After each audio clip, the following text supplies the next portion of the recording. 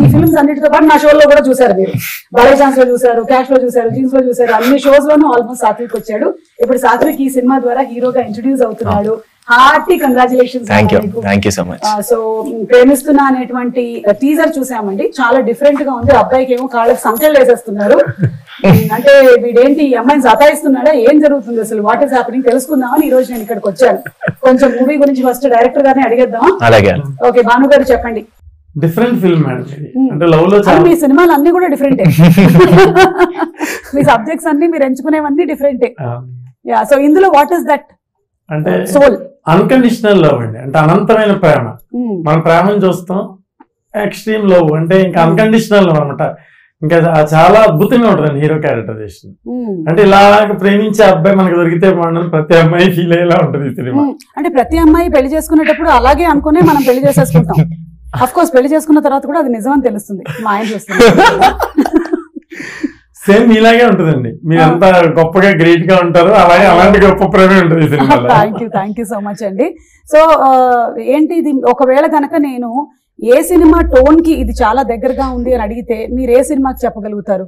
Like మనకి ప్రేమ కథలు చాలా వచ్చాయి కదా పాస్ట్ లో, వెంకటేష్ గారి ప్రేమ సినిమా గానీ, లేకపోతే గీతాంజలి గానీ, రీసెంట్ టైమ్స్ లో వచ్చినటువంటి ఉప్పెన గానీ, బేబీ గానీ, ఇలా మనం చేస్తే వాటికి ఏదైనా ఒకదానికి మీరు దీన్ని కొంచెం దగ్గరగా ఉంది అంటే కథ పరంగా కాదు, టోన్ పరంగా, లేదా ఇది ఇప్పటి వరకు రాలేదంటారా? అంటే అవన్నీ గ్రేట్ ఫిల్మ్స్ అండి మీరు చెప్పినవన్నీ. ఇది కూడా one of the great film లో ఉండాలని చేసిన ప్రయత్నం అండి ఇది. సూపర్ సూపర్ అండి. కొంచెం ఎక్స్పెరిమెంటల్ గా చేసాం, బట్ ఆడియన్స్ ఖచ్చితంగా నచ్చుతుందండి డెఫినెట్ గా. అంటే అప్రోచ్ కొంచెం కొత్తగా ఉంటుందండి, హీరో క్యారెక్టరైజేషన్ కానీ, ఎమోషన్స్ కానీ.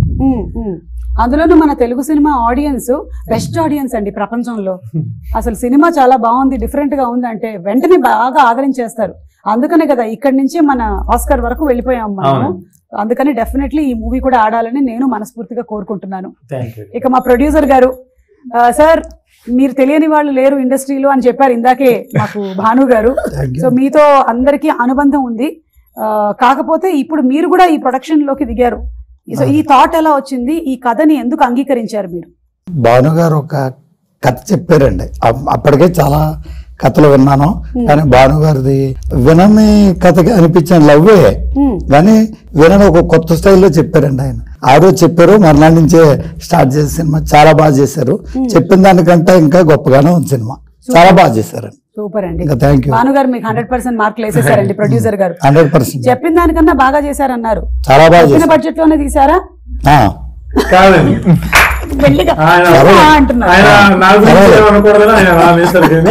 చెప్పింది చాలా తక్కువ బడ్జెట్ అండి.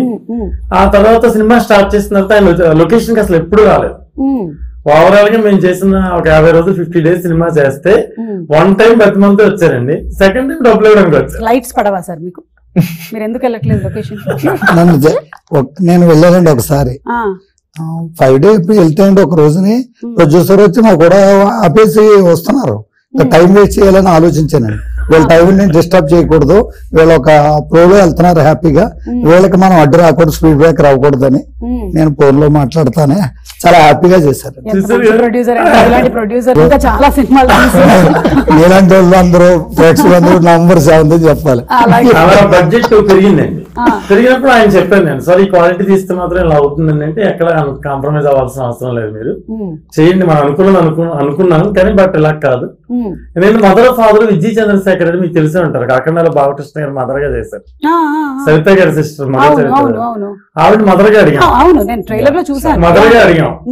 అంటే హీరో హీరోయిన్ కొత్త కానీ వాళ్ళ సీనియర్స్ అండి, వాళ్ళ బడ్జెట్స్ అన్ని ఎక్కువగానే ఉంటాయి, రీజనబుల్ గా వాళ్ళు తగ్గించారు కథ కోసం.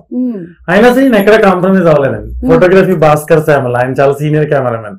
బాహుబలి 2కి ఆయన 2 పాటలకి ఆయన కెమెరామెన్.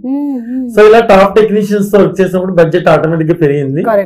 దానికి ఆయన ఎక్కడ వెనకడి వేయలేదండి, ఎప్పుడు నవ్వుతూనే ఇచ్చారు ఆయన అమౌంట్. సార్ మీరు ఇట్లా నవ్వుతూ ఇచ్చి లోపలికి వెళ్ళి ఎప్పుడైనా బాధపడ్డ సందర్భాలు ఉన్నాయా? ఏమీ లేవండి, బాగా చేశారు కదా సినిమా, ఎందుకు బాధపడాలి మనం? అష్టాచమ్మ సినిమాలో నాని బయటకు వెళ్ళిపోయి తను బాగా పెదరాయుడు లాగా ఉండి లోపలికి వెళ్ళి తలుపేసేసుకొని హెడ్ ఫోన్స్ పెట్టేసుకొని పాటలు పెట్టుకుంటాడు కదా, అలాగా పెట్టుకున్న దేవుడి పాటలు పెట్టుకుంటారు. Very nice. ఆ ప్రొడ్యూసర్ అండ్ డైరెక్టర్ కోఆర్డినేషన్ చాలా బాగున్నట్టయితే డెఫినెట్లీ సినిమా చాలా బాగా వస్తుంది. సో కంగ్రాచులేషన్స్ మీకు. అండ్ అలాగే సాత్విక్, ఇదే ఫస్ట్ టైం